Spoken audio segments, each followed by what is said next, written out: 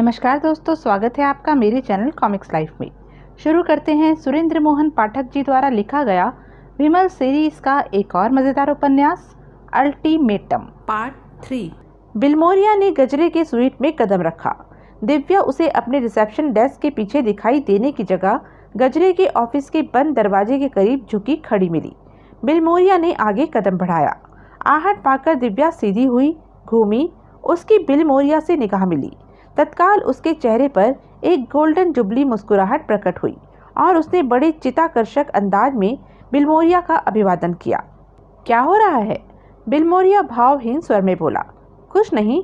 दिव्या की मुस्कुराहट और मुखर हो उठी। जूड़े की सुई गिर गई थी, उठा रही थी। उसने हाथ में थमी सुई बिलमोरिया को दिखाई। सुई ऑफिस के दरवाजे के पास गिरी। जाहिर है, दिव्या दिलेरी से बोली। जहाँ से मैंने उठाई है वहीं तो गिरी होगी।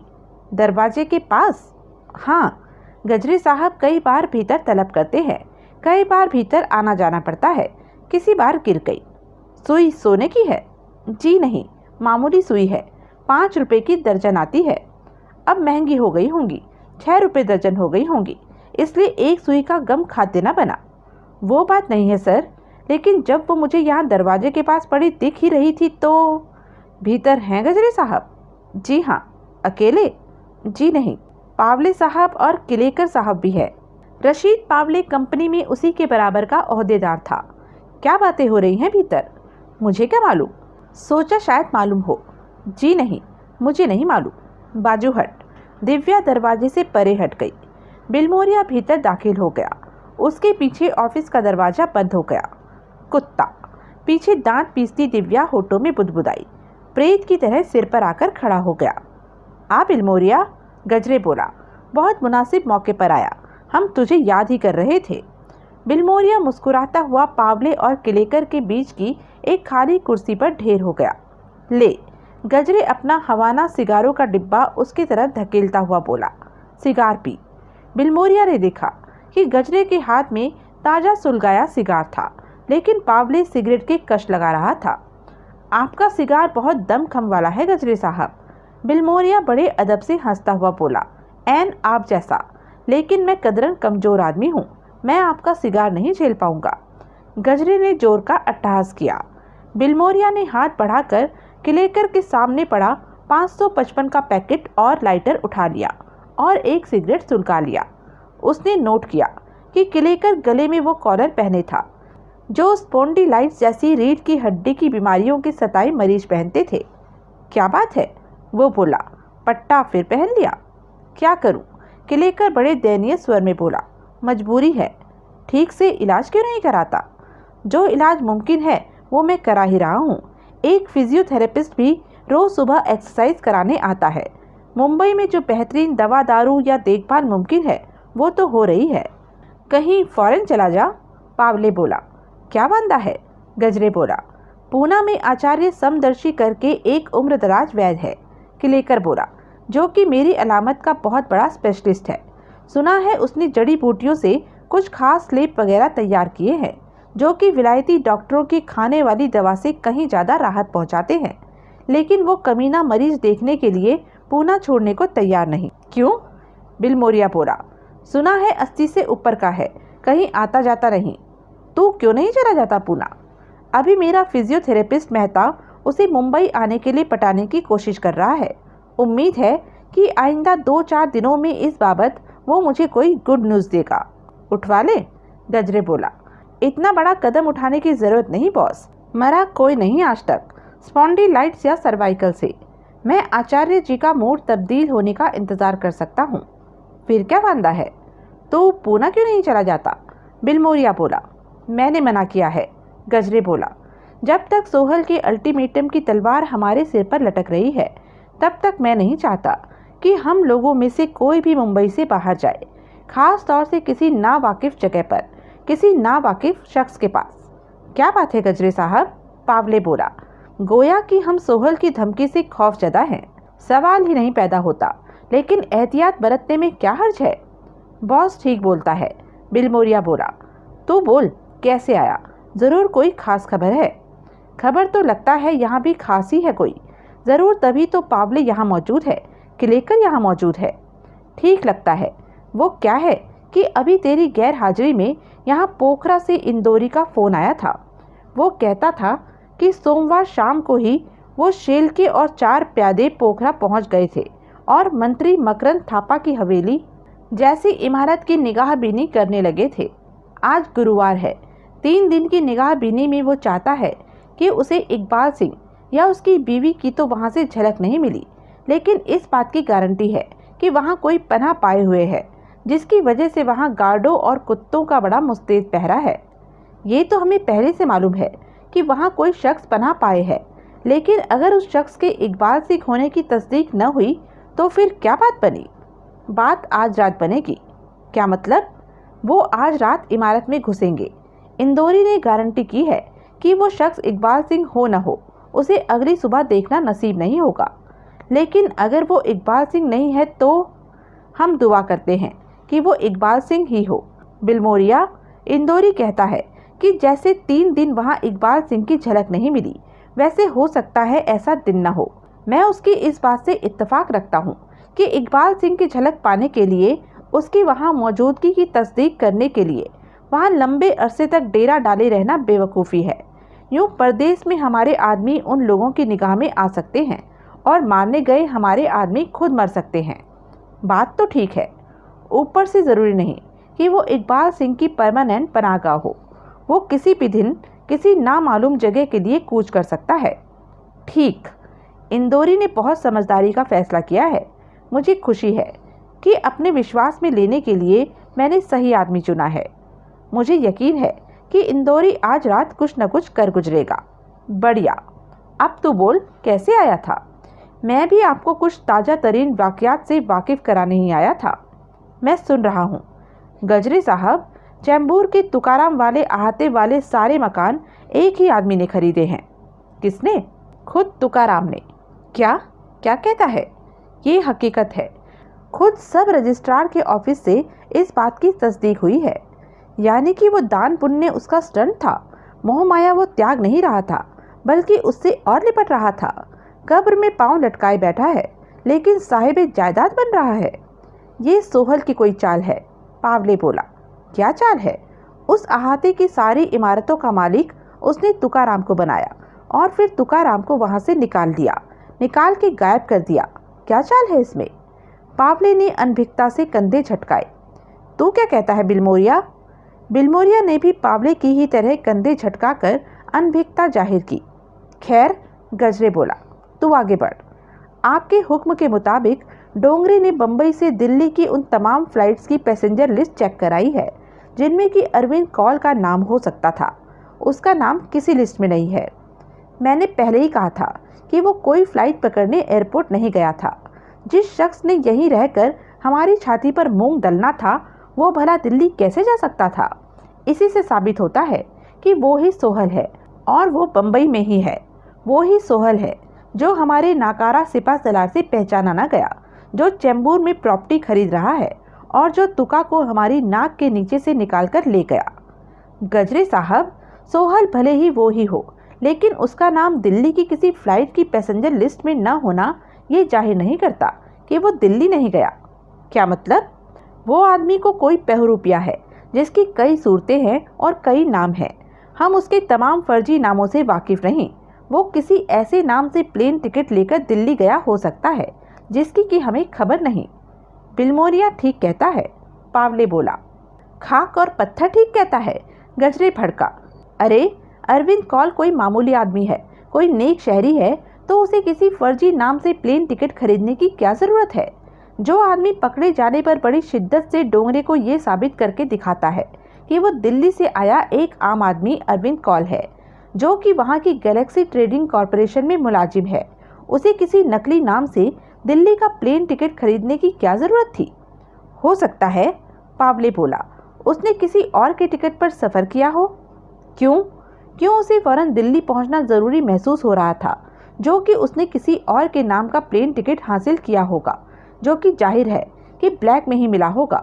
दिल्ली में उसकी शादी थी जिसका कि मुहूर्त निकला जा रहा था, या उसकी माँ मर गई थी जिसका क्रियाक्रम उसके दिल्ली पहुंचे बिना नहीं हो सकता था।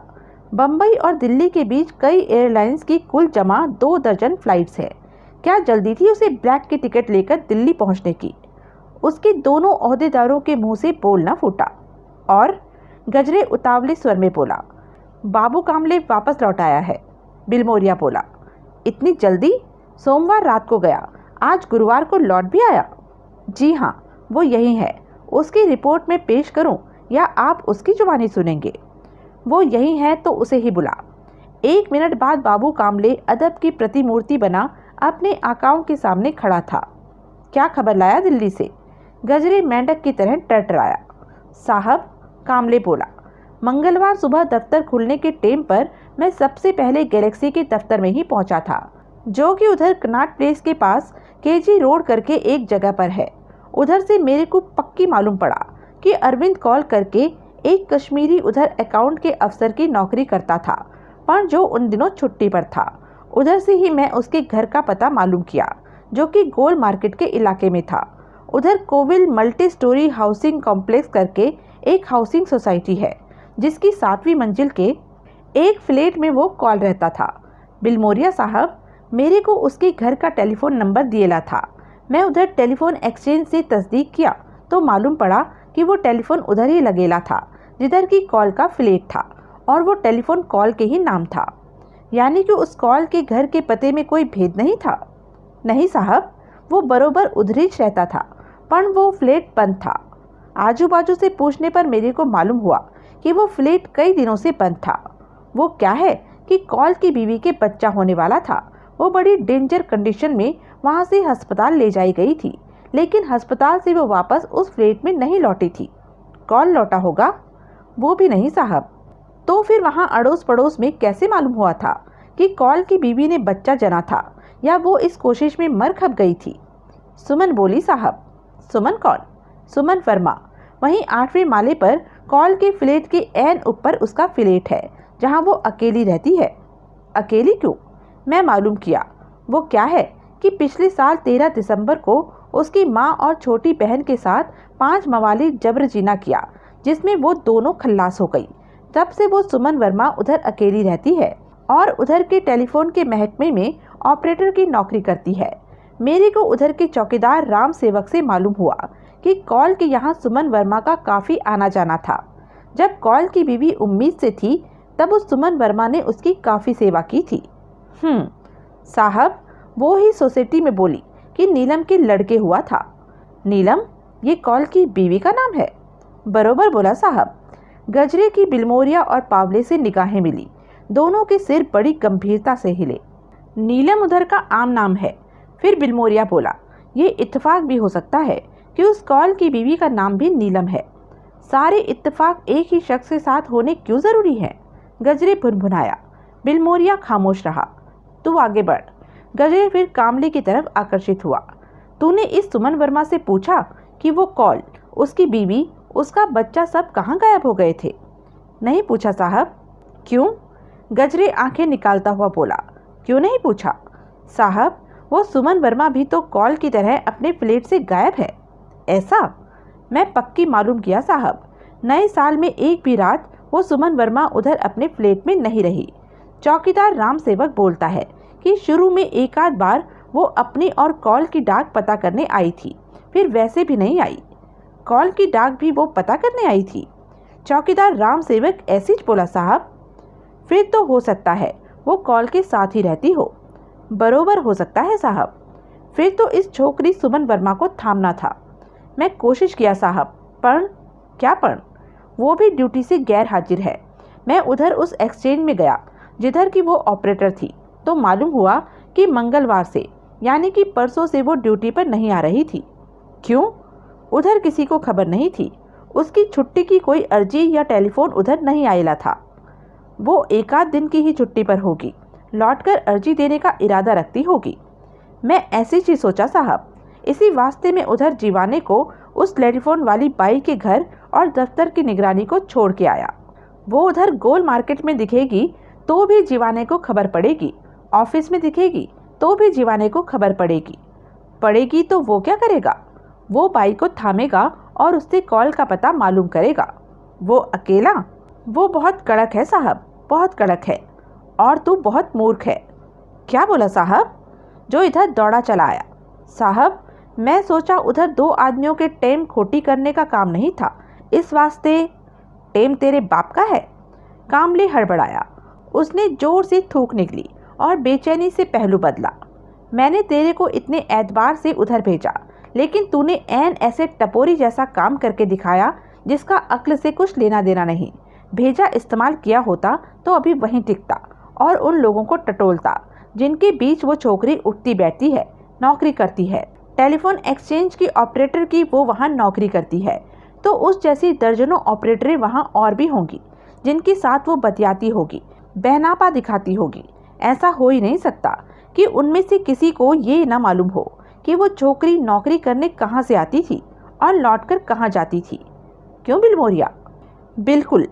और फिर जब ये खुद ही कह रहा है कि, पावले बोला, लड़की अब गोल मार्केट वाले फ्लैट में नहीं रहती तो उसकी निगरानी का क्या फ़ायदा? वो क्या जीवाने की सहूलियत के लिए वहाँ लौट के आएगी? वापस जा, गजरे ऐसे कहर भरे स्वर में बोला कि कामले की जिस्म में झुरझुरी दौड़ गई। अभी का अभी वापस जा, उड़ के वापस दिल्ली पहुँच और मालूम कर कि गोल मार्केट वाला फ्लैट छोड़ने के बाद से वो छोकरी कहाँ से अपनी नौकरी पर आती है और कहाँ लौट कर जाती है। साथ में 2 आदमी और लेके जा, 2 ऐसे आदमियों को साथ लेकर जा जो कि नीलम को अच्छी तरह से पहचानते हो। ऐसे आदमियों की हमारे यहाँ कमी नहीं होगी।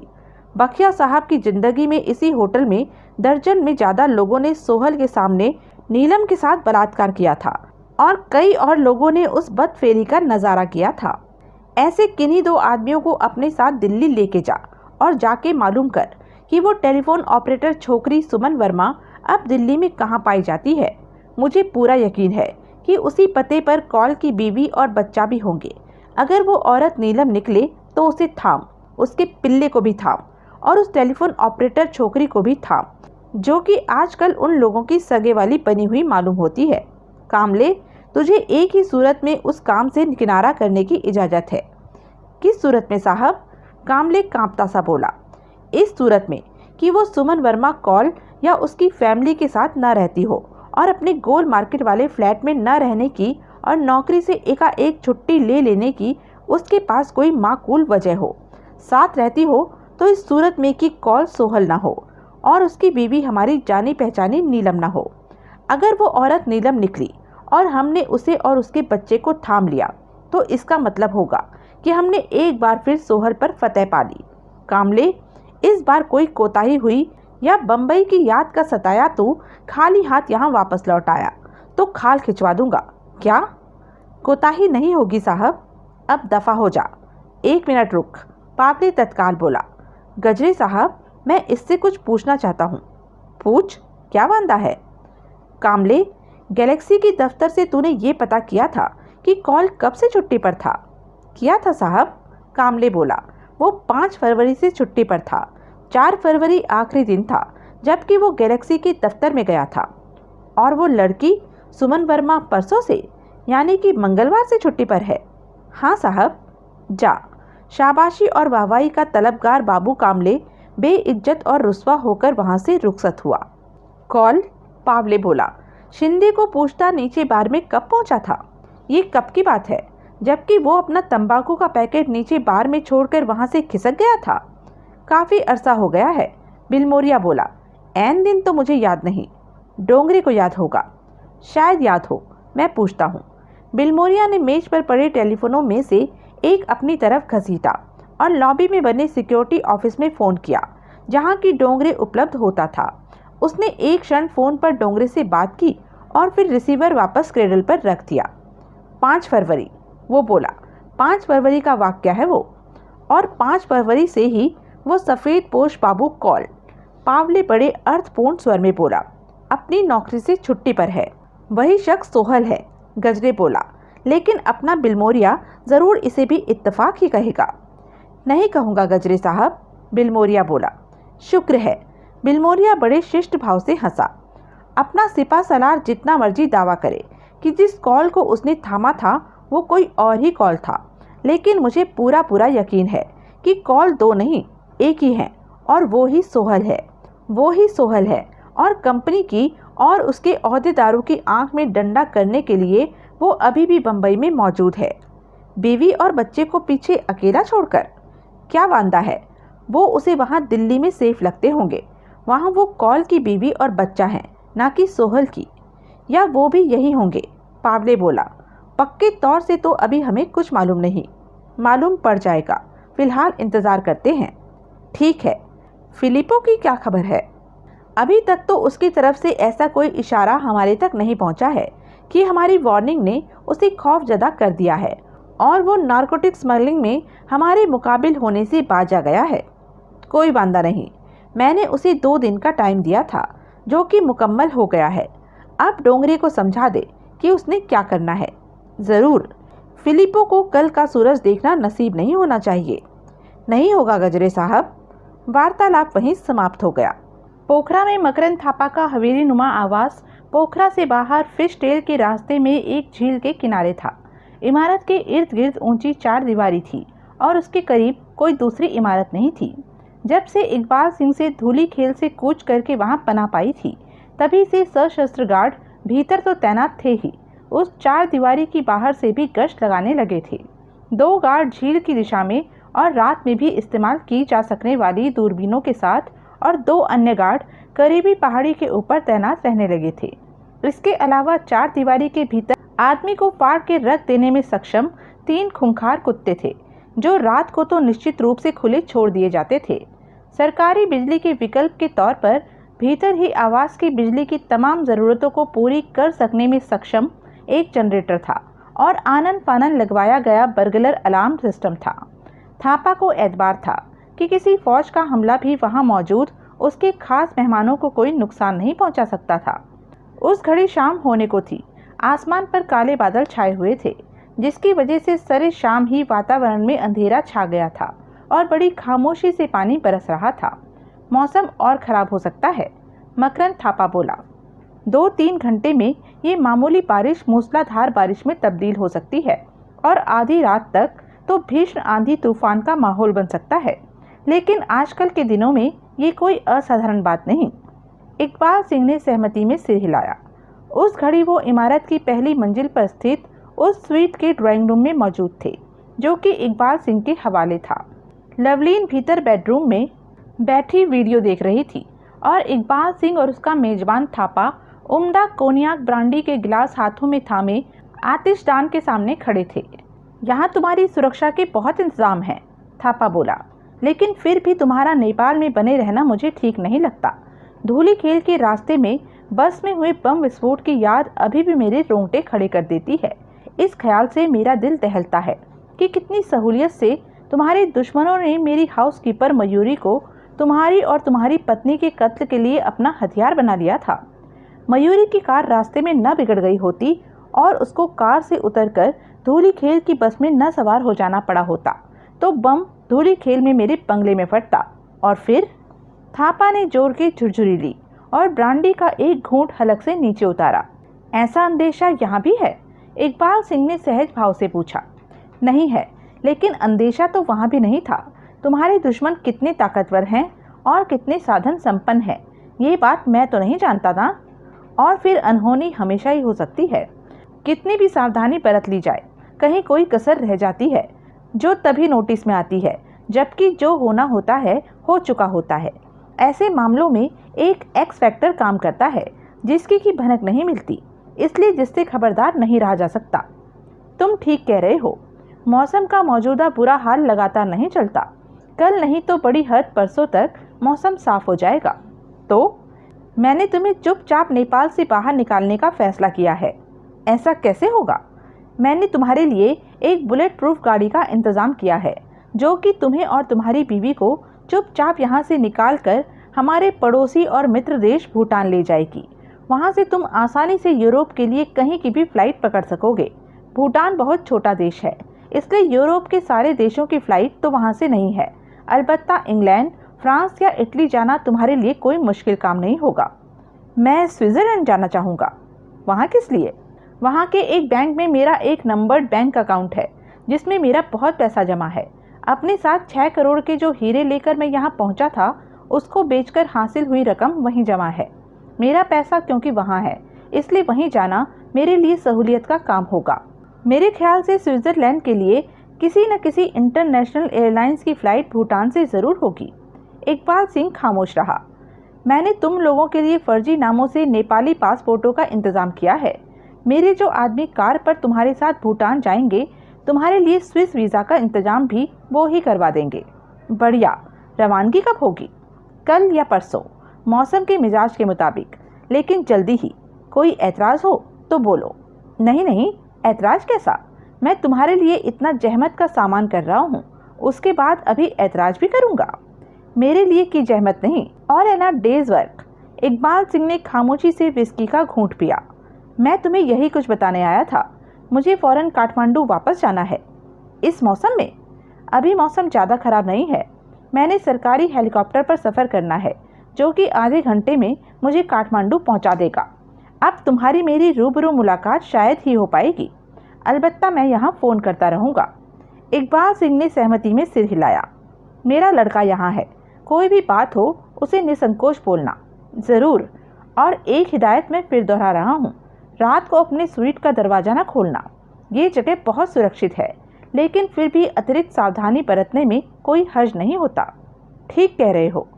ये इमारत 18वीं सदी की बनी हुई है और तुम्हारी स्वीट का दरवाज़ा शीशम की 6 इंच मोटी लकड़ी का है, जो कि कई घंटों में भी नहीं टूटने वाला।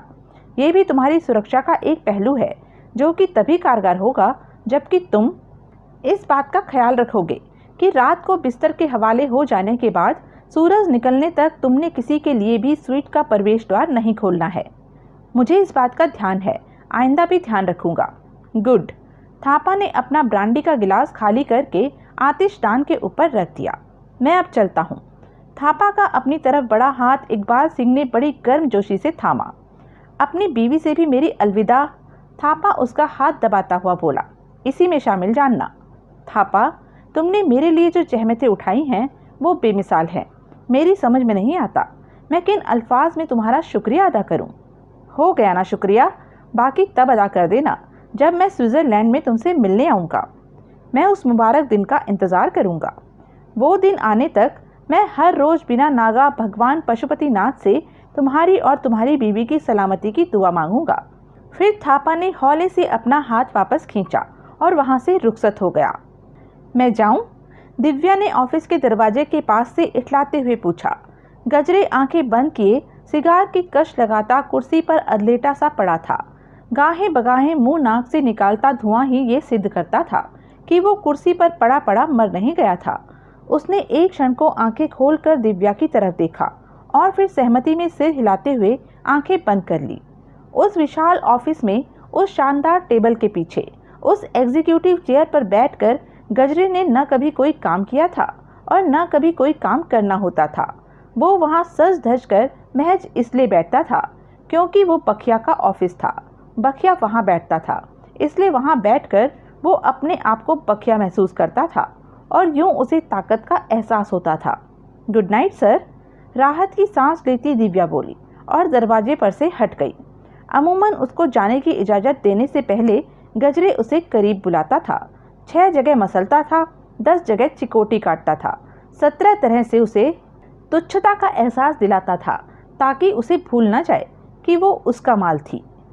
सांप लड़े कमीने को। फिर आंख खोले तो इंजन की तरह जहन्नुम में धुआं उगल रहा हो हरामी। लिफ्ट द्वारा वो नीचे उजाड़ लॉबी में पहुंची। वो माटुंगा में रहती थी, जहां से आवाजाही के लिए उसे कंपनी की गाड़ी उपलब्ध थी।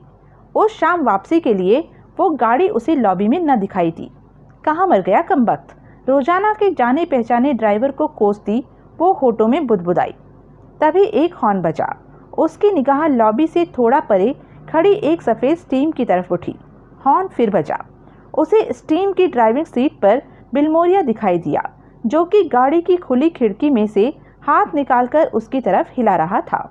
दिव्या एड़िया खटखटाती उसके करीब पहुंची। हेलो सर, वह मुस्कुराती हुई बोली। आप आज? गाड़ी में बैठ। बिलमोरिया कार का परली तरफ का दरवाज़ा खोलता हुआ बोला। आज मैं तेरा ड्राइवर।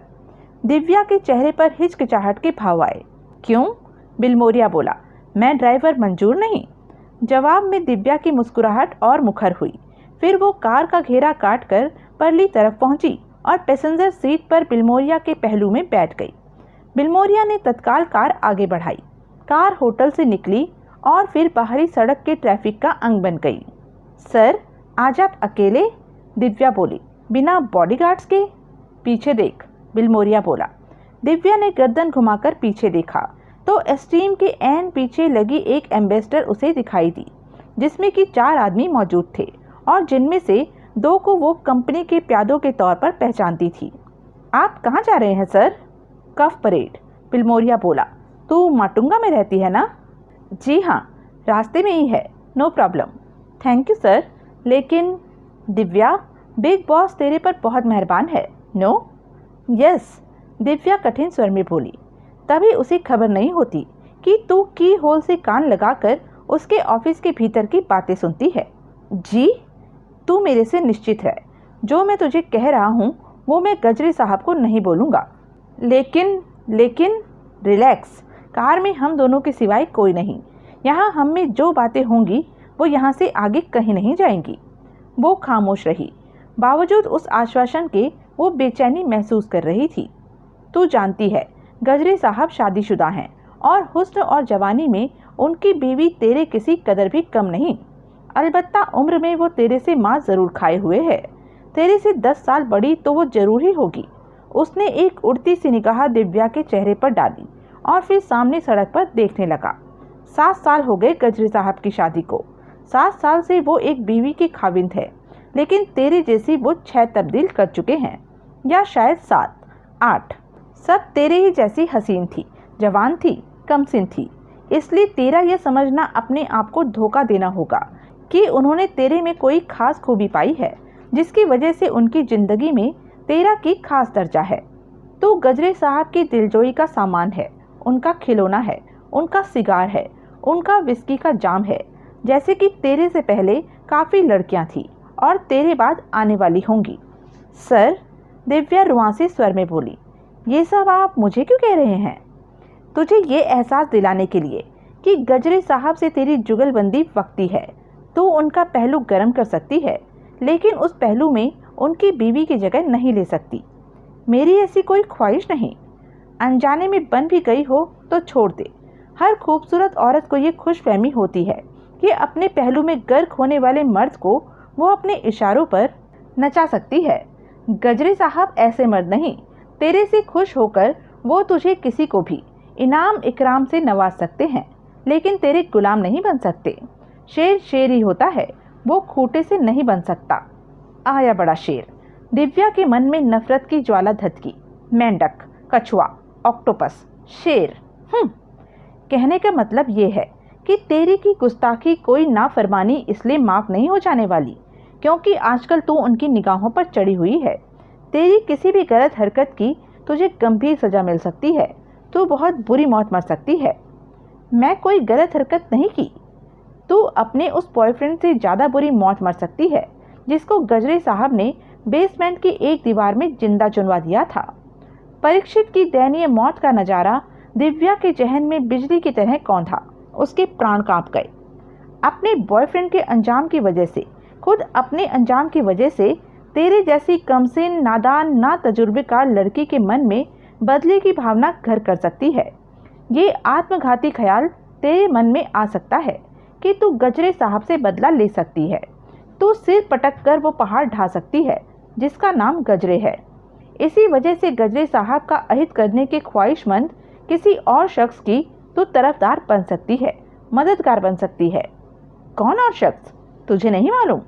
नहीं मालूम, यानी कि मेरे से ही कहलवाएगी। कौन और शख्स? सोहल। कौन सोहल? सरदार सुरेंद्र सिंह सोहल। मैं किसी सरदार को नहीं जानती। कोई बड़ी बात नहीं, उसके और भी कई नाम हैं। तू उसको किसी और नाम से जानती हो सकती है, जैसे अरविंद कौल या PN घड़ीवाला या कालीचरण या विमल या ऐसा ही कोई और नाम।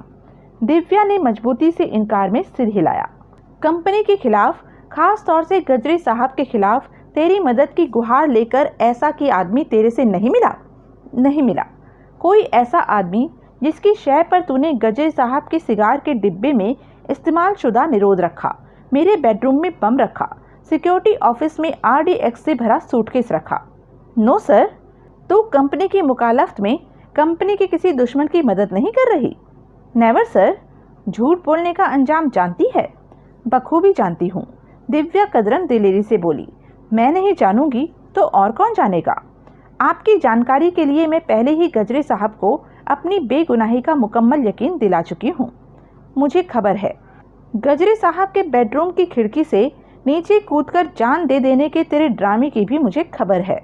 वो ड्रामा नहीं था, वो मेरी अग्नि परीक्षा थी जिसमें मैं पूरे नंबरों से पास हुई थी। तेरा कंपनी के किसी दुश्मन के साथ, बल्कि खास दुश्मन के साथ, सोहल के साथ कोई गठजोड़ नहीं, न है, न था और न कभी होगा। आप कुछ भी कहें, कुछ भी सोचें, लेकिन मैं कंपनी की वफादार हूँ और गजरे साहब पर पूरी तरह से समर्पित हूँ। क्या कहने? दिव्या खामोश रही। ओके, मैंने मान ली तेरी बात। तू कंपनी के खिलाफ नहीं, तू कंपनी के किसी दुश्मन के बहकावे से बहकने वाली नहीं, भड़काने से भड़कने वाली नहीं, तू किसी लालच के हवाले नहीं, तू प्रतिशोध की भावना से प्रेरित नहीं, लेकिन तेरी कोई मजबूरी हो सकती है। तू कंपनी के दुश्मन की मदद करने के लिए मजबूर की गई हो सकती है। तेरे सिर पर धमकी की कोई तलवार लटक रही हो सकती है, जिसके जेरे साया तूने मजबूरन, मर्जी से नहीं, मजबूरन दुश्मन का साथ दिया हो सकता है। बिलमोरिया साहब, आप नया कुछ नहीं कह रहे हैं। ये तमाम बातें गजरे साहब मेरे से पहले ही कर चुके हैं और मुतमईन हो चुके हैं कि उनका या किसी का भी मेरे ऊपर शक बेबुनियाद है। ऐसा न होता तो उन्होंने ऐसी कौन सी कसर छोड़ दी होती जिसे पूरी करने की इस वक्त आप कोशिश कर रहे हैं। आप महज अंधेरे में तीर चला रहे हैं और मुझे डरा धमका कर, दहशत में डालकर मुझसे मेरा वो गुनाह कबूल करवाना चाहते हैं जो कि मैंने नहीं किया। मैं आपसे बेअदबी नहीं करना चाहती, लेकिन मुझे आपके व्यवहार से सख्त ऐतराज है। मैं गजरे साहब से इस बाबत बात करूंगी। क्या आज आप मुझे बेवजह हलकान कर रहे हैं? कल को ऐसा करना पावले साहब को सूझ जाएगा, परसों पिंगले साहब मेरी जान को सांसद में डाल रहे होंगे। यूं ही ये सिलसिला आगे बढ़ता गया तो एक दिन ऐसा आएगा कि कंपनी के मामूली प्यादों की भी मेरे से जवाब तलबी की मजाल हो जाएगी। मैं गजरे साहब से बात करूंगी। क्या बात करेगी? गजरे साहब से जान लीजिएगा। होश में आ छोकरी। बिलमोरिया एकाएक सांप की तरह फुफकारा। जानती नहीं किससे बात कर रही है। उस एक ही घुड़की से दिव्या के सारे शरीर में सिहरन दौड़ गई। मुझे धमकाती है? मुझे? कावस बिलमोरिया को?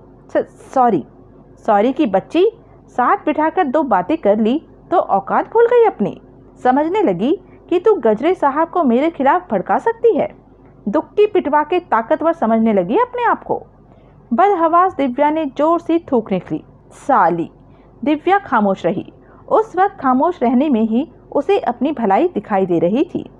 सामने खाने में सिगरेट है, सुलगा के दे मुझे। कांपते हाथों से दिव्या ने डैशबोर्ड में बने खाने का ढक्कन खोला और उसमें से सिगरेट का पैकेट बरामद किया। बड़ी मुश्किल से पैकेट खोलकर उसने एक सिगरेट निकालकर अपने होठों से लगाया। कार के डैशबोर्ड में लगा लाइटर उसे सुलगाया और फिर उसे बिलमोरिया के होठों में लगाया। That's like a good girl, Bilimoria कदरन नर्म लहजे से बोला। दिव्या खिसियाई सी जबरन मुस्कुराई। ओके, मैंने मान लिया कि कंपनी में सोहल का भेदिया तू नहीं है। थैंक यू, दिव्या घुटे स्वर में बोली। लेकिन तू इस बाबत गजरे साहब से कोई बात नहीं करेगी तो लाश का पता नहीं लगने दूंगा। नहीं करूंगी, वो कंपित स्वर बोली। ये बात अभी यहीं खत्म है। जी हाँ। क्या जी हाँ? ये बात अभी यहीं खत्म है। शाबाश, माटुंगा आ गया। अब बोल, किधर मुड़ना है? डरते डरते दिव्या ने बताया, जबकि इच्छा उसकी फौरन वहीं उतर जाने की थी। रात 12:30 बजे नशे में टुन गजरे कई रातों के बाद उस रात अपने बॉडीगार्ड के लाव लश्कर के साथ अपनी मालाबार हिल स्थित कोठी का रुख करने की तैयारी कर रहा था, जबकि एक स्टेशन वैगन लॉबी में आकर रुकी और कई प्यादों के साथ डोंगरे ने उसमें से बाहर कदम रखा। गजरे ठिठका। डोंगरे बॉस को लॉबी में मौजूद पाकर प्यादों को पीछे छोड़कर लपकता हुआ उसके करीब आया। लगता है, गजरे बोला, फिलिपो को खलास कराया? गया तो उसी काम से था, डोंगरे बोला, लेकिन मेरे कुछ करने की नौबत ही नहीं आई। क्या मतलब? गजरे की भुकुटी तनी। फिलिपो का पहले ही काम हो गया। कैसे? पुलिस मुठभेड़ में मारा गया, मनोरी बीच पर। 4 किलो हेरोइन की खेप भी पकड़ी गई। डोंगरे, बोलो बाप, तू निकम्मा सिपहसालार है। डोंगरे खून का घूंट पीकर रह गया। गजरे प्यादों के सामने उसे निकम्मा बताकर जलील कर रहा था। जब मैं तेरे को बोला कि फिलिपो को तू खल्लास करने का था तो ये काम पुलिस ने क्यों किया? बाप, मैं गया तो यही काम करने था, पर वो क्या है कि पुलिस पहले उस तक पहुंच गई। तू पहले क्यों नहीं पहुंचा? तभी तो बोला कि तू निकम्मा है। डोंगरे खामोश रहा। उसने यही सोचकर मन को तसल्ली दी कि बॉस टुन था, इसलिए नहीं जानता था कि क्या कह रहा था। लाश देखी? गजरे बोला। डोंगरे ने इनकार में सिर हिलाया। मुंडी मत हिला, मुंह से बोल। वो तो अभी पुलिस के कब्जे में है, चीर फाड़ होगी। घर खबर पहुंच गई? पहुंच गई, पुलिस ने पहुंचाई। उसकी बीवी जेन और भाई रोजर फिलिपो पुलिस के उस अस्पताल में अभी बैठे हुए हैं जिधर की चीर फाड़ वाला महकमा है। पुलिस कैसे पहुंच गई मनोरी बीच? किसी भेजिए की करतूत मालूम होती है, कोई अपना ही दगा दे गया। कोई वांदा नहीं, जिंदगी के दिन तो उसके पूरे हो गए थे। बरोबर बोला बाप, पुलिस नहीं तो मैं भेजता उसको ऊपर। बकवास मत कर। अब तू ये ख्याल रखना कि उसका कोई जोड़ीदार उसको मरा जानकर उसकी जगह सिर न उठाने लगे, समझ गया? डोंगरी ने सहमति में सिर हिलाया। मुंडी मत हिला, मुंह से बोल। कितनी बार बोला? समझ गया गजरी साहब, बरोबर समझ गया। बढ़िया। शुक्रवार 25 फरवरी, पोखरा। रात के 2 बजने वाले थे। पोखरा में उस घड़ी मूसलाधार बारिश हो रही थी और ऐसी तेज हवाएं चल रही थी जो किसी छोटी मोटी इमारत को तो उड़ा ले जाने में सक्षम मालूम होती थी। सारा कस्बा भीषण तूफान के हवाले मालूम होता था। रात की उस घड़ी कहीं जीवन के अवशेष नहीं दिखाई देते थे। लोग बाग अपने अपने घरों में दुबके गहरी नींद सो रहे थे। कोई इक्का दुक्का जग रहा था तो वो उस कहर बरपा तूफान के चुपचाप गुजर जाने की दुआएं मांग रहा था। घर से बाहर होने की तो ऐसे में किसी की मजाल नहीं हो सकती थी, सिवाय इंदौरी, शैलके और 4 अन्य प्यादों के जो काले लिबास ओढ़े प्रेतों की तरह मकरंद थापा की हवेली की 4 दीवारी के करीब विचर रहे थे। ऐसे मौसम में बिजली गुल हो जाना आम बात थी, लेकिन वहां की बिजली उनके लिए गुल हुई थी। उन्होंने ही टेलीफोन की और बर्गलर अलार्म सिस्टम की तारें काटी थी। वो पहले ही तस्दीक कर चुके थे कि हमेशा की तरह उस रात गार्डों द्वारा 4 दीवारी की बाहर से गश्त नहीं लगाई जा रही थी और न ही झील की ओर या करीबी पहाड़ी पर कोई दूरबीनों वाले गार्ड तैनात थे। उस घड़ी वो 4 दीवारी के पश्चिमी भाग के करीब मौजूद थे, जहां से दीवार पर कमन डालकर बला की फुर्ती से वे सब दीवार के ऊपर चढ़ गए थे। गैरेज में चलते जनरेटर की वजह से भीतर इमारत में पर्याप्त रोशनी थी, लेकिन वो 4 दीवारी के उस भाग तक नहीं पहुंच रही थी जहां की वो 6 प्यादे मौजूद थे और जो अब कमंद के ही सहारे चुपचाप भीतर उतर आए थे। भीतर कुत्तों और गार्डों की चौकसी से वो बेखबर नहीं थे। भीतर पहुंचते ही प्यादे 2 टीमों में विभक्त हो गए। शैलके के साथ 2 प्यादे उस गैरेज की ओर चल दिए जिसमें कि जनरेटर चल रहा था और इंदौरी और 2 प्यादे भीतर गश्त करते गार्डों और कुत्तों के फिराक मंच उनसे विपरीत दिशा में बढ़ चले। तभी एकाएक कुत्ते भौंकने लगे। आंधी तूफान की तेज आवाज में उनके भौंकने की आवाज बड़ी मुश्किल से ही सुनाई दे पा रही थी। इंदौरी ने अपने कंधे पर टंगे झोले में से जहर में बुझे बकरे के गोश्त के टुकड़े निकाल कर कुत्तों की दिशा में उछालने आरंभ कर दिए। जैसा कि अपेक्षित था, कुत्तों को ताजे गोश्त की सूंघ तत्काल लगी। अंधेरे में सूंघ के ही सहारे वो गोश्त के टुकड़ों तक पहुंचे और फिर लार टपकाते उन पर झपट पड़े। इंदौरी खामोशी से ठिठका खड़ा वो नजारा करता रहा। कुत्ते गोश्त चबा गए तो उनके मुंह से सफेद झाग निकलने लगी और वो कुनमुनाते हुए जमीन पर लौटने लगे। इंदौरी साइलेंसर लगे रिवॉल्वर अपने सामने ताने एक कुत्ते के करीब पहुंचा। कुत्ते ने उसकी तरफ सिर न उठाया, अलबत्ता उसकी कुनमुनाहट तेज हो गई। इंदौरी ने उसकी खोपड़ी के साथ रिवॉल्वर की नाल लगाकर एक फायर कर दिया।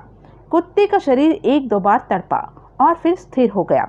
वैसे ही अंजाम तंग उसके हाथों बाकी के 2 कुत्ते भी पहुंचे। फिर उसने और उसके दोनों साथियों ने मिलकर कुत्तों की लाशों को टांगों से घसीटकर करीबी स्विमिंग पूल में डाल दिया। रात की उस घड़ी किसी गार्ड को कुत्तों की स्विमिंग पूल में मौजूदगी का एहसास नहीं होने वाला था। हो भी जाता तो वो लॉन में कुत्तों की खून से नहाई लाशों को देखने से कम खतरनाक साबित होता। शैलके और उसके 2 साथी गैरेज के करीब पहुंचे। काली पोशाकों की ही तरह वे सब काली नकाब ओढ़े थे, जिसमें से उनकी सिर्फ आंखें चमक रही थी। शेल्के ने सावधानी से एक शीशे की बंद खिड़की में से भीतर झांका। भीतर बेंच पर बैठे 2 गार्ड ताश खेल रहे थे। वो गैरेज इतना विशाल था कि उसमें कई कारें खड़ी हो सकती थी। उसमें 2 प्रवेश द्वार थे।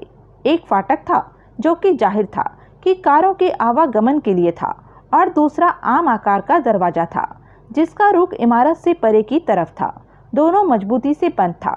शेल्के खिड़की के पास से हटा। अपने दोनों साथियों के साथ वह बंद दरवाजे पर पहुंचा। शेल्के के इशारे पर दोनों प्यादे दरवाजे के दाएं बाएं दीवार के साथ चिपककर खड़े हो गए। शेल्के ने बंद दरवाजे पर दस्तक दी और उसे मुतवातर दोहराया। सुन लिया, सुन लिया। भीतर से एक झुंझलाई आवाज आई। अब क्या दरवाजा तोड़ेगा? साले को मौसम का भी लिहाज नहीं, आज भी टिक के नहीं बैठ सकता। दरवाजा खुला। एक गार्ड चौखट पर प्रकट हुआ। उसने आंखें मिचमिचाकर बाहर झांका और बोला, अरे क्या प्रेत की तरह खड़ा है? अब हिल और भीतर आ भी चुक, या मुझे भी अपनी तरह भिगोएगा। दरवाजे के अगल बगल खड़े दोनों प्यादों ने उसे दाएं बाएं से थामा और चौखट पर से घसीटकर शेल्के की तरफ धकेल दिया। बिजली की फुर्ती से शेल्के ने उसे थामा और अपनी एक बांह सांप की तरह उसकी गर्दन के गिर्द लपेटकर उमेठी। साथ ही उसका घुटना उसकी पीठ से जा सटा। उस हालत में गार्ड का मुंह से आवाज निकालना तो दूर, ठीक से सांस ले पाना भी दुर्भर था। भीतर बेंच पर उधर पीठ किए बैठे और हाथ में थमे पत्तों पर गौर करते गार्ड को लगता था कि भनक तक नहीं लगी थी कि दस्तक के जवाब में दरवाजा खोलने गए उसके जोड़ीदार पर क्या बीती थी। दोनों प्यादे प्रेत की तरह उसके सिर पर जा खड़े हुए थे कि प्रत्यक्षता तब भी गार्डों की तवज्जो पत्तों की तरफ ही थी। एक प्यादे के हाथ में छुरी प्रकट हुई। दूसरे ने सहमति में सिर हिलाया। पहले ने गार्ड को बालों से पकड़कर उसकी मुंडी दबोचने की नीयत से उसकी तरफ हाथ बढ़ाया तो एकाएक सामने आया कि गार्ड हालात से उतना बेखबर नहीं था जितना कि दिखाई दे रहा था। उसने पत्ते अपने हाथों से गिर जाने दिए और फिरकने की तरह घूमकर सिर नीचा किए छुरी वाले गार्ड पर झपटा। उस अप्रत्याशित आक्रमण से प्यादा अभी संभल भी नहीं पाया था कि छुरी उसके हाथ से निकल गई और फिर पलक झपकते ही वो उसके गले में धंसी हुई थी। हकबकाए दूसरे प्याले ने रिवॉल्वर निकाल दी।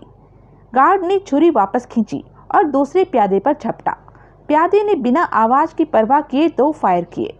दोनों गोलियां गार्ड के चेहरे से टकराई और वो वहीं ढेर हो गया। आतंकित प्यादा रिवॉल्वर हाथ में थामे कभी अपने सामने मरे पड़े गार्ड को देख रहा था तो कभी अपने जोड़ीदार को। तब तक शेल्के अपनी गिरफ्त में फंसे गार्ड की गर्दन मरोड़ चुका था। वो रिवॉल्वरधारी प्यादे के पास पहुंचा। बीजू, उसने उसको कंधे से झंझोड़ा। क्या हुआ? साला बहुत फुर्तीला निकला। बीजू यूं बोला जैसे ख्वाब में बड़बड़ा रहा हो। रमोलू के गले में एक छुरी उतार दी। ओह, गोली की आवाज़ किसी ने सुन तो नहीं ली होगी? जनरेटर बहुत आवाज़ कर रहा है, नहीं सुनी होगी। बीजू खामोश रहा। अब होश में आ, जो हो गया सो हो गया। ऐसे कामों में नफ़ा नुकसान चलता ही है। हमने कोई अमृत नहीं पिया हुआ, समझा? बीजू ने मशीन की तरह सहमति में सिर हिलाया। अब हाथ पांव हिला। दोनों ने मिलकर तीनों लाशें गैरेज में खड़ी टोयोटा कार में छुपा दी। दरवाजे पर पहुंच, शेल्के बोला। बीजू दरवाजे की चौखट पर पहुंच गया तो शेल्के ने जनरेटर की तारें उखाड़ फेंकी। तत्काल गैरेज में सन्नाटा और अंधकार छा गया।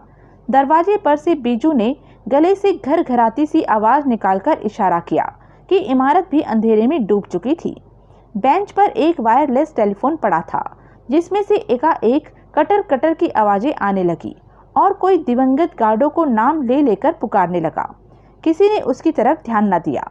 शेल्के भी दरवाजे के पास पहुंच गया और कान लगाकर आहट लेने लगा। गैरेज की छत पर गिरते बारिश के पानी का ही इतना शोर वातावरण में व्याप्त था कि और कोई आवाज सुनाई देना मुहाल था। तीनों कान खड़े किए स्तब्ध खड़े रहे। आखिरकार बड़ी कठिनाई से उन्हें वो आवाज सुनाई दी जिसका उन्हें इंतजार था। एक खास तरह की सीटी की आवाज। शेल्के ने भी वैसे ही सीटी की आवाज अपने होठों से निकाली। तत्काल इंदौरी और उसके साथ के लच्छी और मुन्ना नाम के 2 प्यादे भी वहां पहुंच गए। 4 गार्ड। इंदौरी शेल्के के कान के पास मुंह ले जाकर बोला, 3 कुत्ते खलास। बढ़िया, शेल्के बोला। इधर 2 थे। खलास? हाँ, पर साथ में हमारा रमूरू भी। ओह, खैर कोई वांदा नहीं। इंदौरी एक क्षण ठिठका, फिर बोला, अब बाहर कोई नहीं है, न गार्ड न कुत्ता। ठीक, चलो। 5 साए दबे पांव सिर नीचे किए आगे पीछे दौड़ते हुए मुख्य इमारत की तरफ लपके। पीछे वायरलेस टेलीफोन में अभी भी कोई किसी को कोसता हुआ नाम लेकर पुकार रहा था। अनिरुद्ध थापा मकरंद थापा का इकलौता बेटा था, जो कि उस घड़ी हाथ में ड्राई सेलों से जलने वाली हैंडल वाली शक्तिशाली टॉर्च थामे विशाल हॉल से ऊपर आती सीढ़ियों की दहाने पर खड़ा था। उसने टॉर्च की रोशनी का रुख नीचे की तरफ किया तो उसके दायरे में उसे गार्डों का कप्तान अधिकारी दिखाई दिया।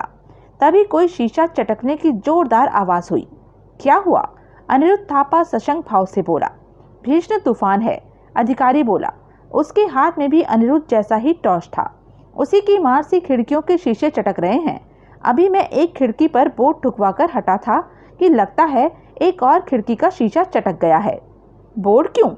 जरूरी है, पानी के थपेड़े भीतर आ रहे हैं, वरना नीचे का फर्नीचर, कारपेट, पर्दे वगैरह सब बर्बाद हो जाएंगे। ओह, अंधेरा क्यों हो गया? जनरेटर बंद हो गया मालूम होता है। बंद क्यों हो गया? पता नहीं, कोई नुक्स आ गया होगा। लेकिन आप फिक्र न कीजिए, वहाँ गैरेज में जनरेटर के सिरहाने 2 गार्ड हैं, वो अभी उसे ठीक कर लेंगे। आज तो प्रलय ही आ गई मालूम होती है। सुबह तक सब ठीक हो जाएगा थापा साहब। उससे पहले ये 2 साल पुरानी इमारत हमारे सिरों पर ही ढेर न हो जाए। ऐसा कुछ नहीं होगा श्रीमंत, ये इमारत आज की आरसीसी की इमारतों से कई गुना ज्यादा मजबूत है। अनिरुद्ध खामोश रहा। अधिकारी सीढ़ियां चढ़ता हुआ उसके करीब पहुंचा और हमदर्दी भरे स्वर में बोला, अब मैडम की तबीयत कैसी है? अभी खराब है, अनिरुद्ध गहरी सांस लेता हुआ बोला। फोन पर डॉक्टर से मशवरा करना चाहता था, लेकिन फोन भी खराब है। सब मौसम की कृपा है। कृपा है या सजा है? बिजली गुल, फोन बंद, सब ठीक हो जाएगा। ऐसे मौसम में ये सब कोई पहली बार नहीं हुआ, हमेशा ही होता है। वो तो है, आप अपने कमरे में जाइए, क्योंकि यहाँ तो हम अभी यहीं ठीक है। उसकी बीवी सुलेखा बीमार थी, ऊपर से उसका दिल कमजोर था और वो तूफानी मौसम उसे और दहलाए दे रहा था। जब भी एकाएक बिजली कड़कती थी या बादल गरजते थे तो उसकी ऊपर की सांस ऊपर और नीचे की सांस नीचे रह जाती थी और वो यूं उसके साथ लिपट जाती थी जैसे यमराज उसे घसीट रहा हो और वो ही उसे बचा सकता हो। यानी कि सुलेखा खुद हलकान हो रही थी और उसे हलकान कर रही थी। ऐसे माहौल में एकाएक जनरेटर बंद हो गया तो अनिरुद्ध को उसके पहलू से उठने का बहाना मिल गया। जनरेटर? एकाएक वो बोला। फिर से चालू करने में इतनी देर क्यों लग रही है? पता नहीं, अधिकारी बोला। मैं किसी को देखने भेजता हूँ। उसने अपनी टॉर्च का रुख नीचे की तरफ किया और आवाज लगाई, शिवा, हरिहर। 2 गार्ड नीचे सीढ़ियों की दहाने पर प्रकट हुए। गैरेज में जाओ, अधिकारी बोला, और जाके पता करो कि जनरेटर को क्या हो गया है। दोनों गार्डों ने सहमति में सिर हिलाया और नीचे हॉल में से निगाहों से ओझल हो गए।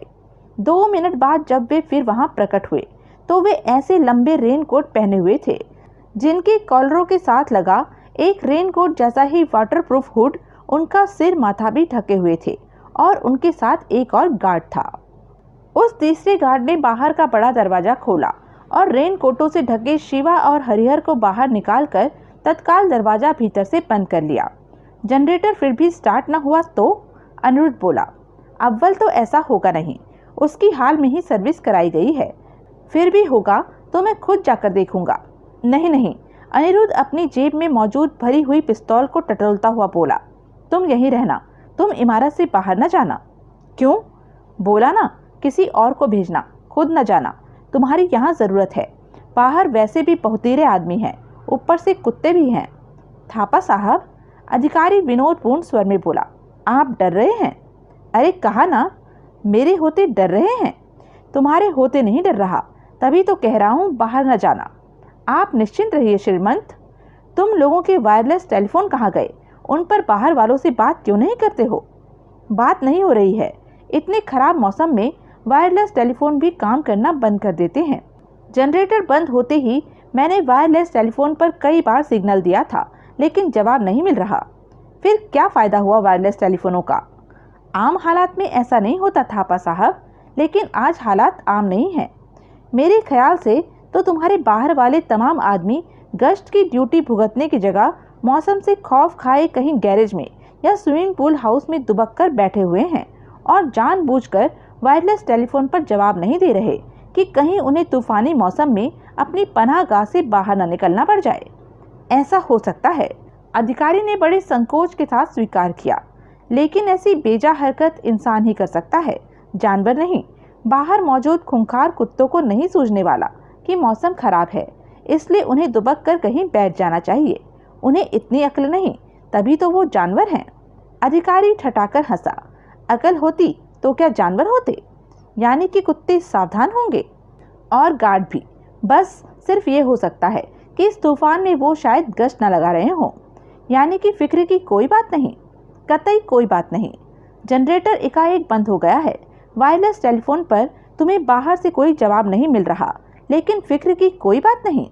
थापा साहब, यकीन जानिए, फिक्र की कोई बात नहीं। इस मौसम में कोई चूहा अपने बिल से बाहर निकलने की हिम्मत नहीं कर सकता। आदम जात तो क्या निकलेगा। प्रलय की तरह पानी बरस रहा है। तूफान इमारतें उड़ा ले जाने की धमकी दे रहा है। आदमी की तो बिसात ही क्या है। रास्ते अंधेरे पड़े हैं, ऊपर से पेड़ टूट टूट कर गिर रहे हैं। ऐसे में तो घर से बाहर कदम रखना भी आत्महत्या के समान है। खास चलकर यहाँ कौन पहुँचेगा? आप बाहर वालों को छोड़िए, समझ लीजिए कि वो हैं ही नहीं। लेकिन यहाँ भीतर 1 दर्जन सशस्त्र गार्ड मौजूद हैं और हर कोई इतना दिलेर और हौसलामंद है कि 10-10 का मुकाबला कर सकता है। अव्वल तो भीतर कोई कदम नहीं रख सकता, रखेगा तो पहला कदम भीतर डालते ही वहीं मरा पड़ा होगा। ये मैं, उसने अपनी छाती ठोकी, आपका सिक्योरिटी चीफ निर्भय अधिकारी आपको गारंटी देता हूँ। जब तक मैं और मेरे आदमी। तभी नीचे से गोली चलने की आवाज़ आई। आवाज़ इमारत के पृष्ठभाग से आई थी। वो एक फायर होने की स्पष्ट आवाज़ थी जो आंधी तूफान के शोर में भी नहीं दब पाई थी। तत्काल जैसे जादू के जोर से अधिकारी के हाथ में रिवॉल्वर प्रकट हुई और वो नीचे को लपकता हुआ बोला, अपने कमरे में जाइए थापा साहब और वहीं रहिए। दाहाल नाम का गार्ड इमारत के पिछवाड़े में मौजूद विशाल किचन में पहुंचा। खराब मौसम का रौब खाया हुआ और अपनी वाहियात ड्यूटी से बोर हुआ वो किचन में साहब लोगों की विस्की का घूंट मारने पहुंचा था और उसकी चोरी की इस आदत से वहां के आधे से ज़्यादा गार्ड वाकिफ थे। टॉर्च की रोशनी में एक शेल्फ में से उसने रम की एक बोतल बरामद की।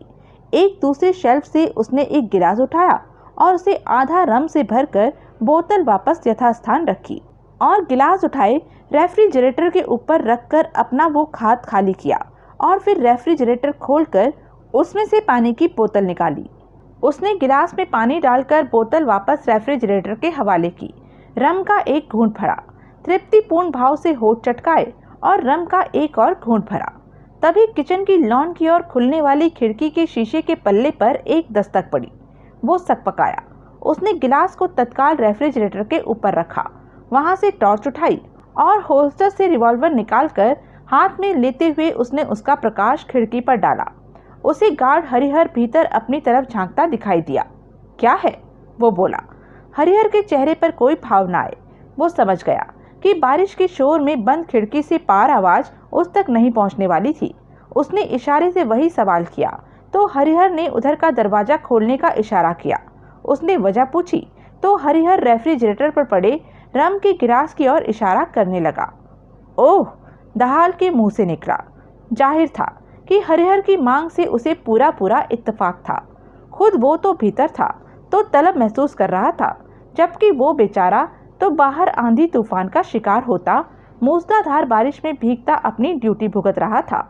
उसने हाथ के इशारे से उसे आश्वासन दिया और किचन के बाहर की ओर खुलने वाले दरवाजे पर पहुंचा। कई चिटकनियां खोलकर और कुंडे सरका कर उसने वो दरवाजा खोला। दरवाजे का पल्ला अभी उसके हाथ में ही था कि किसी ने बाहर से उसे जोर का धक्का दिया। पल्ला उसके हाथ से छूटकर उसके मुंह से जाकर टकराया। कोई बिजली की रफ्तार से उस पर झपटा। उसका हाथ उसके रिवॉल्वर वाले हाथ पर पड़ा और फिर किसी और ने उसके सीने में ऐन दिल के आरम पार खंजर उतार दिया।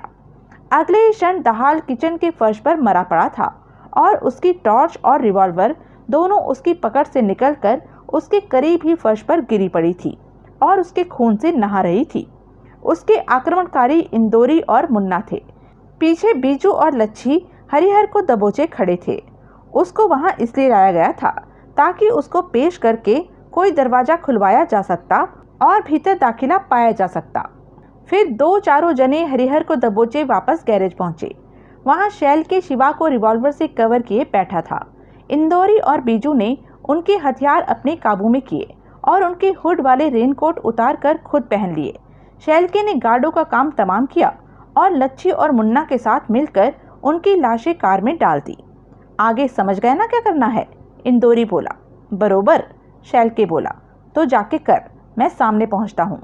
शैलके ने सहमति में सिर हिलाया और डीजल का एक कनस्तर उठाए लच्छी और मुन्ना के साथ वापस इमारत के पिछवाड़े में पहुंचा। किचन के खुले दरवाजे से वो फिर भीतर दाखिल हुए। उन्होंने बाहर गलियारे में कदम रखा तो पाया कि सामने का कमरा एक स्टोर था। उन्होंने उसका एक दरवाजा पूरा खोला।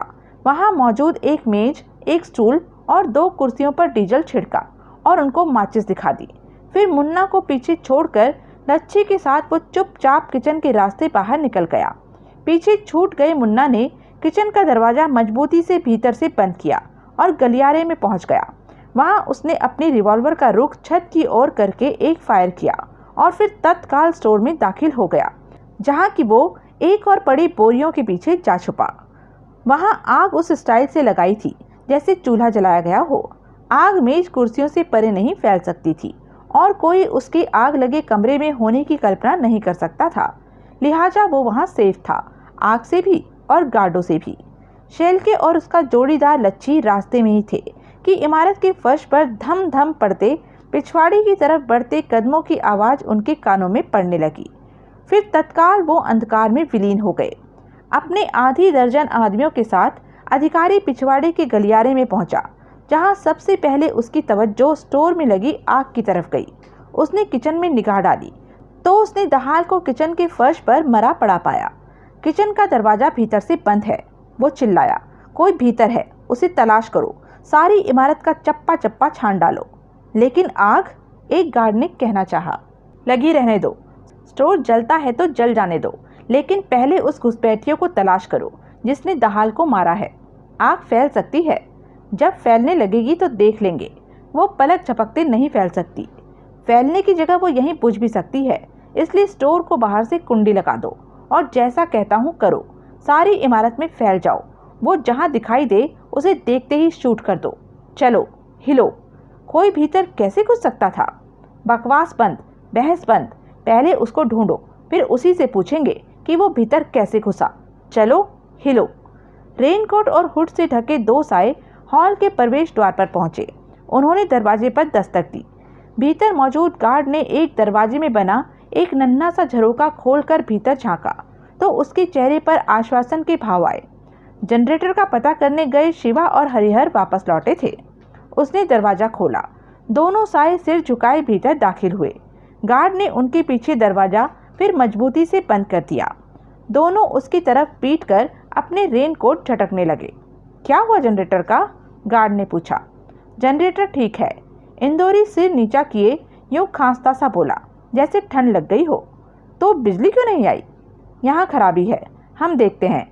तू जाके साहब को बोल कि जनरेटर ठीक है, यहाँ खराबी है। कोई फ्यूज़ व्यूज़? हम देख लेंगे, तू साहब को खबर कर। गार्ड सहमति में सिर हिलाता घूमा और पिछवाड़े की ओर बढ़ चला। अधिकारी फिक्रमंद था। उसे बार बार किसी अनहोनी की चिंता सता रही थी। कोई कैसे भीतर घुस आ सकता था? लेकिन भीतर तो कोई था जिसने कि दहाल का कत्ल किया था और स्टोर में आग लगाई थी। कहाँ छुपा हो सकता था घुसपैठिया इतनी बड़ी इमारत में? एक तो तलाश मुश्किल, ऊपर से अंधेरा। अंधेरा?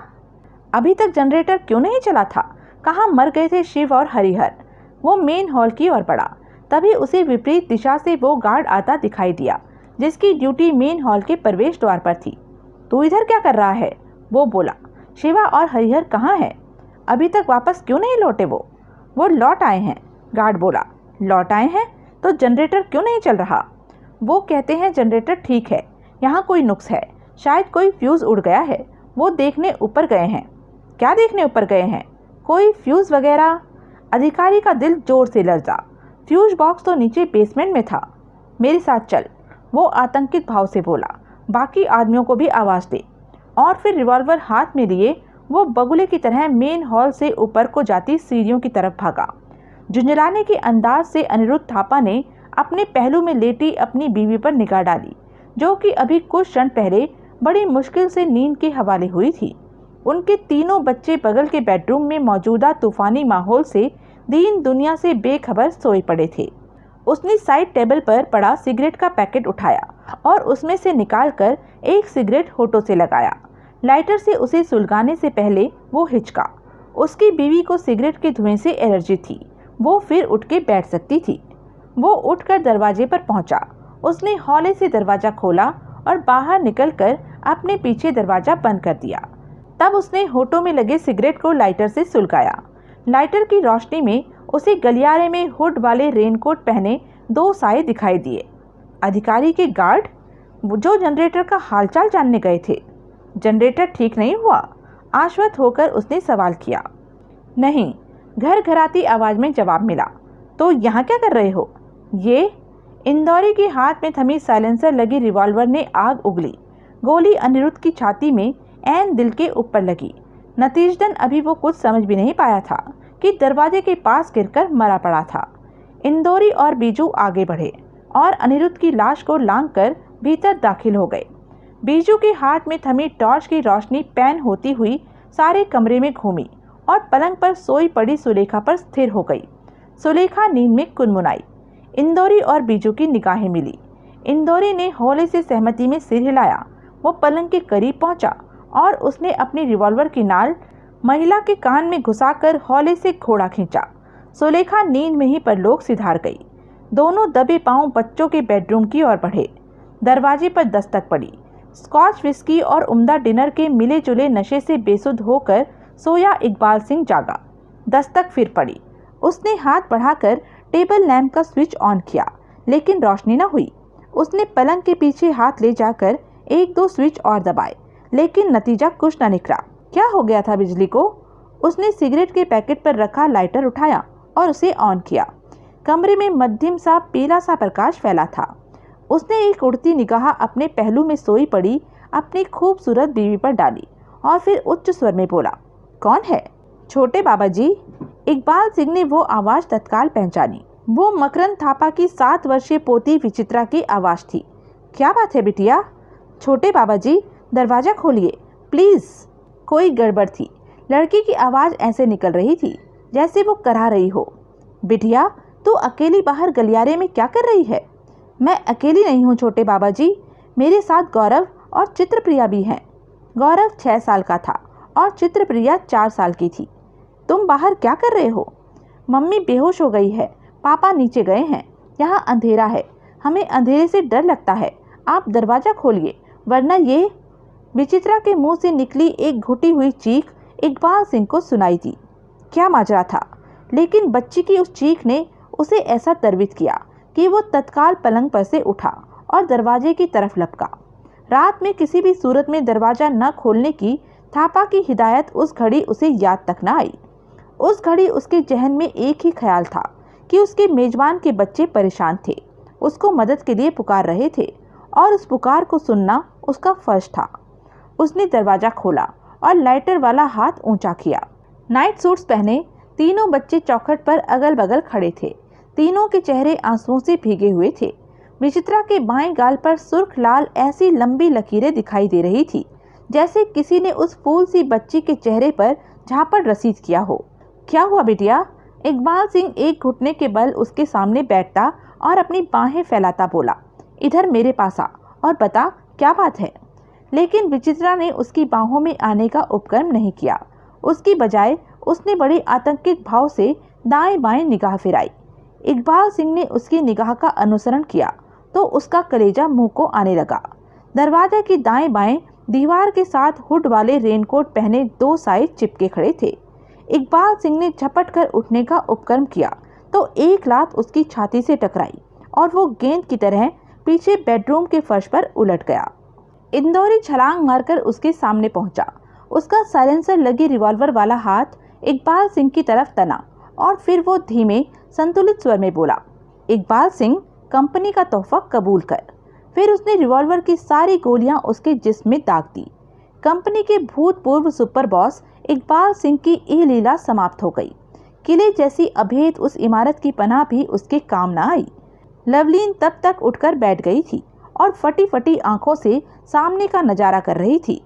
इंदौरी के दूसरे हाथ में थमी टॉर्च की रोशनी चेहरे पर पड़ते ही आतंकित लवलीन का मुंह खुला, लेकिन चीख उसके गले में ही घुटकर रह गई। बीजू की बड़ी दक्षता से चलाई गोली उसके गले में आकर लगी। दूसरी और तीसरी गोली ने उसके चांद जैसे चेहरे के परखच्चे उड़ा दिए। इंदौरी के दुर्दान चेहरे पर कामयाबी की मुस्कुराहट प्रकट हुई। 20 पेटी के इनाम से तो उसे नवाजा ही जाना था। अब कंपनी में उसकी ओहदेदारी भी पक्की थी। फिर चौखट के साथ लगकर सिसकते बच्चों को छोड़कर जैसे चुपचाप वो दोनों वहां पहुंचे थे, वैसे ही चुपचाप अंधकार में विलीन होकर लौट चले। शक्तिशाली टॉर्च की रोशनी में अधिकारी को इकबाल सिंह के स्वीट का दरवाजा खुला दिखाई दिया तो वो इतने से ही समझ गया कि सर्वनाश हो चुका था। हवेली के मुअज्जिज मेहमान की सुरक्षा में वो पूरी तरह से असफल रहा था। फिर उसकी तवज्जो बच्चों की तरफ गई।